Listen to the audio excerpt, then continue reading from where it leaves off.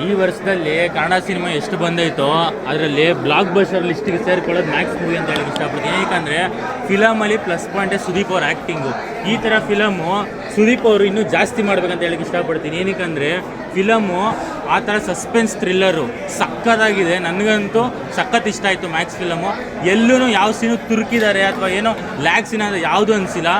Full ಸ್ಟಾರ್ಟಿಂಗಿಂದ ಎಂಡಿಂಗ್ವರೆಗೂ ಜನ ಕುತ್ಕೊಂಡು ಈ ಫಿಲಮ್ ನೋಡ್ತಾರೆ. ಈ ವರ್ಷದಲ್ಲಿ ಬಂದಿರೋಂಥ ಮೂವಿಲಿ ಇದು ಫಸ್ಟ್ ಕ್ಲಾಸ್ ಮೂವಿ ಅಂತ ಹೇಳಕ್ಕೆ ಇಷ್ಟಪಡ್ತೀನಿ. ಏನಕ್ಕೆ ಸುದೀಪ್ ಅವ್ರ ಆ್ಯಕ್ಟಿಂಗು ಪ್ಲಸ್ ಪಾಯಿಂಟ್ ಈ ಫಿಲಮಲ್ಲಿ.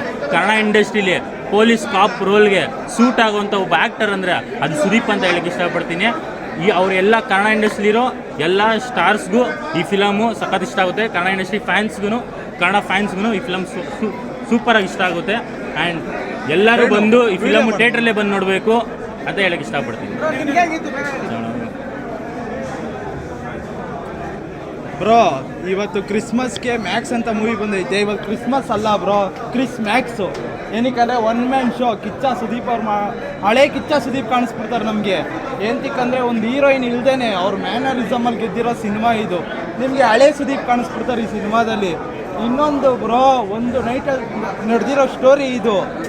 ಅದಂತೂ ಬ್ರೋ, ನೀವು ಕೈದಿ ಅಂತ ಒಂದು ತಮಿಳಲ್ಲಿ ಸಿನಿಮಾ ನೋಡಿರ್ತೀರ ಕಾರ್ತಿ ಅವ್ರದ್ದು. ಅದನ್ನು ಮೀರ್ಸೋ ಸಿನಿಮಾ ಕನ್ನಡದಲ್ಲಿ ಬಂದೈತಿ ಅಂತ ಎದೆ ತಡ್ಕೊಂಡು ಹೇಳ್ಬೋದು. ಅದನ್ನು ಸುದೀಪ್ ಅವ್ರು ಮಾಡವ್ರೆ. ಇವಾಗ ಸುದೀಪ್ ಅವ್ರು ಎಷ್ಟು ಬ್ಯುಸಿ ಅವ್ರೆ ಅಂತ ಗೊತ್ತು. ಅದರಲ್ಲೂ ಅವ್ರದ್ದು ಏನು ಗೊತ್ತಾ ನಮಗೆ ಖುಷಿ ಆಗೋದು, ಎಲ್ಲ ಹೊಸಬ್ರಿಗೂ ಸಪೋರ್ಟ್ ಮಾಡ್ತಾರೆ, ಎಲ್ಲ ಆರ್ಟಿಸ್ಟ್ಗಳಿಗೂ ಸಪೋರ್ಟ್ ಮಾಡ್ತಾರೆ. ಒಂದು ಆರ್ಟಿಸ್ಟ್ಗಳನ್ನ ಒಗ್ಗೂಡಿಸ್ಬೇಕಂದ್ರೆ ಅದು ಸುದೀಪಿಂದ ಮಾತ್ರ ಸಾಧ್ಯ. ಎಂತಕ್ಕೆ ಅಂತ ಕೇಳಿ, ಮೊನ್ನೆ UAE ಪ್ರೆಸ್ ಮೀಟ್ ಇತ್ತು, ಸೆಲೆಬ್ರಿಟಿ ಶೋ ಇತ್ತು. ಅವ್ರು ಮ್ಯಾಕ್ಸಲ್ಲಿ ಎಷ್ಟು ಬ್ಯುಸಿ ಅವ್ರೆ ಆದರೂ ಬಂದಿದ್ರು. ಆ ಥರ ಕಲಾವಿದ ನಮ್ಮ ಕನ್ನಡದಲ್ಲಿದ್ದರು. ಆಲ್ ಇಂಡಿಯಾ ಕಟ್ಔಟ್ ಬ್ರೋ ಅವರು. ಅವ್ರ ಆ್ಯಕ್ಟಿಂಗ್ ಬಗ್ಗೆ ಮಾತಾಡೋಂಗೆ ಇಲ್ಲ.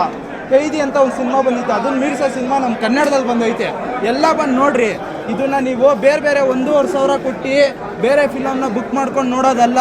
ಕನ್ನಡ ಸಿನಿಮಾ ಒನ್ ನೈಟ್ ಸ್ಟೋರಿಲಿ ಹೀರೋಯಿನ್ ಇಲ್ಲದೆ ಈ ಥರ ಮೇಕಿಂಗು ಕನ್ನಡದಲ್ಲಿ ಬಂದೈತೆ. ಬಂದು ನೋಡ್ರಿ. ಸುದೀಪ್ ಅವ್ರು ತಿನ್ಕೊಂಬಿಟ್ಟವ್ರು ಬ್ರೋ. ಅಭಿನಯ ಚಕ್ರವರ್ತಿ ಅಂದರೆ ಅಭಿನಯ ಚಕ್ರವರ್ತಿನೇ.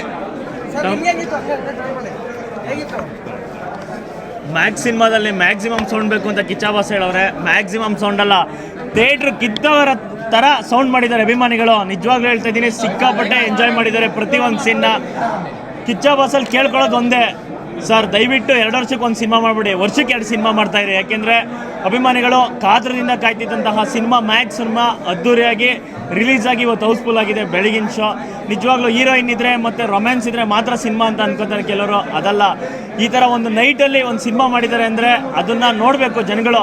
ತೆಲುಗು ತಮಿಳಲ್ಲಿ ಅಬ್ರ ಮಾಡಿದ್ದಾರೆ, ನಮ್ಮ ಕನ್ನಡದಲ್ಲಿ ಜಾತ್ರೆನೇ ಮಾಡ್ತಾವ್ರೆ. ಅಷ್ಟು ಚೆನ್ನಾಗಿದೆ ಸಿನಿಮಾ ಅಂತೂ. ಹುಚ್ಚ ಸಿನಿಮಾದಲ್ಲಿ ಕಿಚ್ಚ ಬಾಸ್ ಅವರು ಹಚ್ಚಿರೋ ಸಿಗರೇಟ್ನ ಮತ್ತೆ ನೋಡ್ತಾ ಇದ್ದೀವಿ ಅಂದರೆ ಅದು ಮ್ಯಾಕ್ಸಲ್ಲೇ.